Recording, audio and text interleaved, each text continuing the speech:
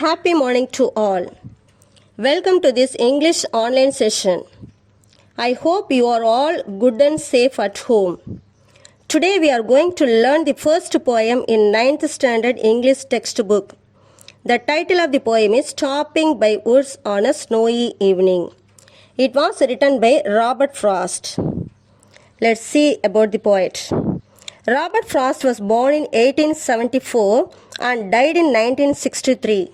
He was an American poet, noted for his realistic descriptions of a rural life. Born on 26 March 1874, he spent his first 40 years as an unknown entity. That means he was not famous, popular for first 40 years. He received 4 Pulitzer Prizes for poetry. Pulitzer Prizes, that are awards, award name, Pulitzer Prizes for literature, for poetry, and was a special guest at President John F. Kennedy's inauguration. That means he was received and honored by American President John F. Kennedy. His famous books are The Road Not Taken, West Running Brook, Mending Wall, After Apple Picking, etc. Now I am going to read the poem. Listen carefully. Please take page number 18. Whose woods these are, I think. I know his house is in the village though. He will not see me stopping here to watch his woods fill up with snow. My little horse must think it queer to stop without a farmhouse near, between the woods and frozen lake, the darkest evening of the year. He gives his honest bells a shake to ask if there is some mistake. The only other sounds the sweep of easy wind and downy flake. The woods are lovely, dark and deep, but I have promises to keep, and miles to go before I sleep, and miles to go before I sleep. Let's see the explanation of each stanza. See, first stanza. Whose woods these are, I think I know. Here I, whom does I refer to? The poet. So the poet says, whose woods? Woods means forest. Whose forest these are? Then he knows the answer. I know. He knows the answer. His house is in the village though. His house. Whose house? The owner of the woods. His house is in the village though. He will not see me stopping here. He will not. Whom does he refer to? The owner of the woods, forest. So he will not see me. Me refers to the poet. He will not see the poet stopping there in the forest. Poet was standing in the forest. So he will not see the poet. The owner of the forest will not see the poet stopping there to watch his woods fill up with snow. For what purpose the poet was standing in the forest? To watch, to enjoy his woods, the forest, the beautiful scenery of the forest, which was filled with snow. So, see again, the poet is on his horse. He stopped his horse close to the woods. He knows whose woods they are. The owner of the woods lives in a village nearby.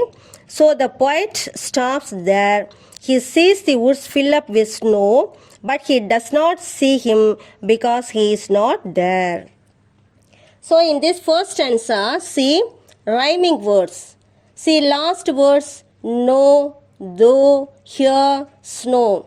So here 4 words having same there is sound. Here what are the words? No, though, snow. So these are rhyming words. So what's the rhyme scheme? First word, see last word, that is considered as A. See next word though, having same sound. So we have to give same letter A. Next here, different sound. So B. Snow, same. So write down A. A, B, A. So first stanza, rhyming words, no, though, snow. Rhyme scheme, A, B, A. You understand? Now let's see the second stanza meaning. My little horse must think it queer to stop without a farmhouse near. There is no farmhouse near, so the poet's horse thinks it strange. Queer means strange. Why he stops there? Between the woods and frozen lake, the darkest evening of the year. That is on one side of the forest, one side of the there. That is on one side of the forest or the dark woods. Next, on the other side, there is a frozen lake.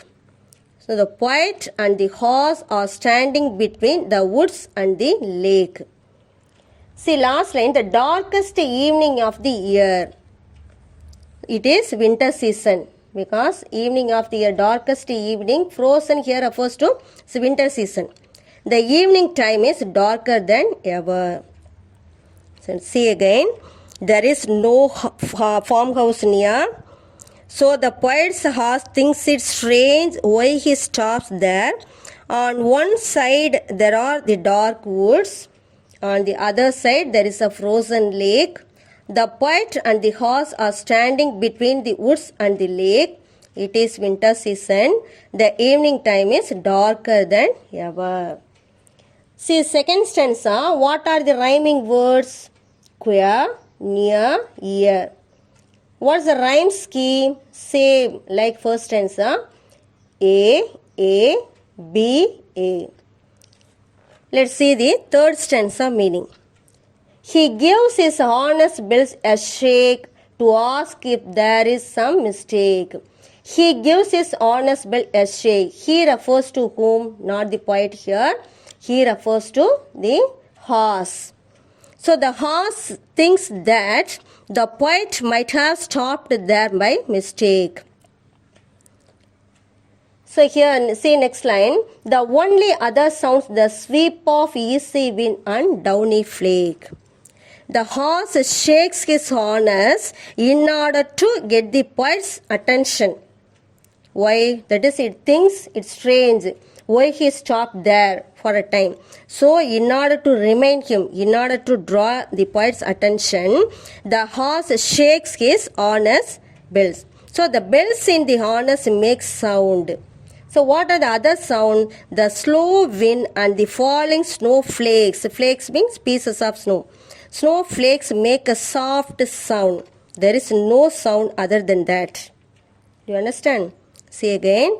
The horse thinks that the poet might have stopped there by mistake. Perhaps the poet is forgetful or absent-minded. The horse shakes his harness in order to get the poet's attention. The bells in the harness make sound. The slow wind and the falling snowflakes make a soft sound. There is no other sound there. Here also in the third stanza, see rhyming words, shake. Here see next word, mistake, sweep, flake. So here also the same, shake, mistake, flake. So A, B, A. Rhyming words, shake, mistake, flake. Let's see the last stanza.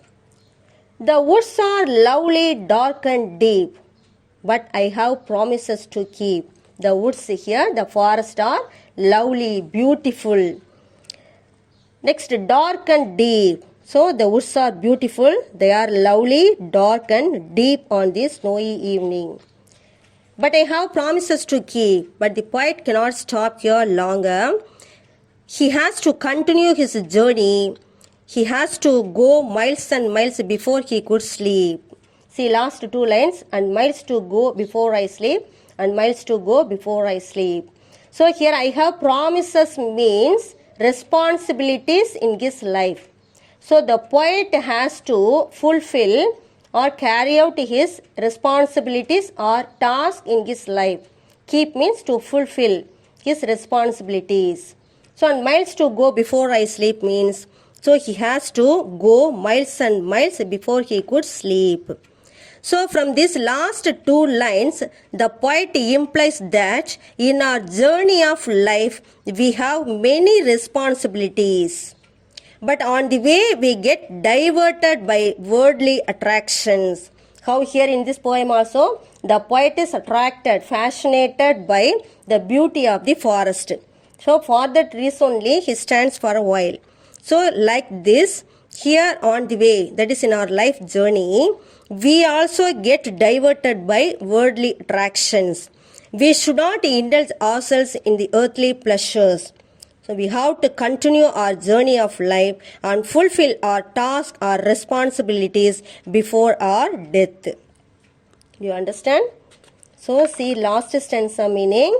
The woods are beautiful, they are lovely, dark and deep on the snowy evening. But the poet cannot stop here longer.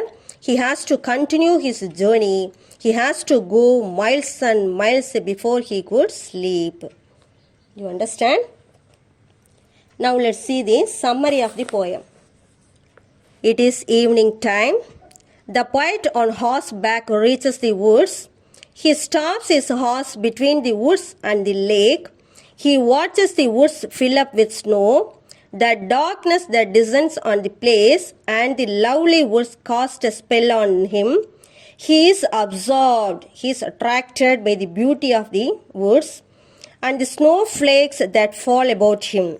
The peace and the quiet of the woods urges him to stay there a little longer, but the poet has to make a long travel. He has to fulfill his responsibilities before going to bed. These thoughts force him to leave the place and go on with his journey. Here, I too feel that in our journey of life, many beautiful things may divert our attention. But we should continue our journey and fulfill the task entrusted to us. Dear children, I hope you all understood the theme of the poem. Thank you.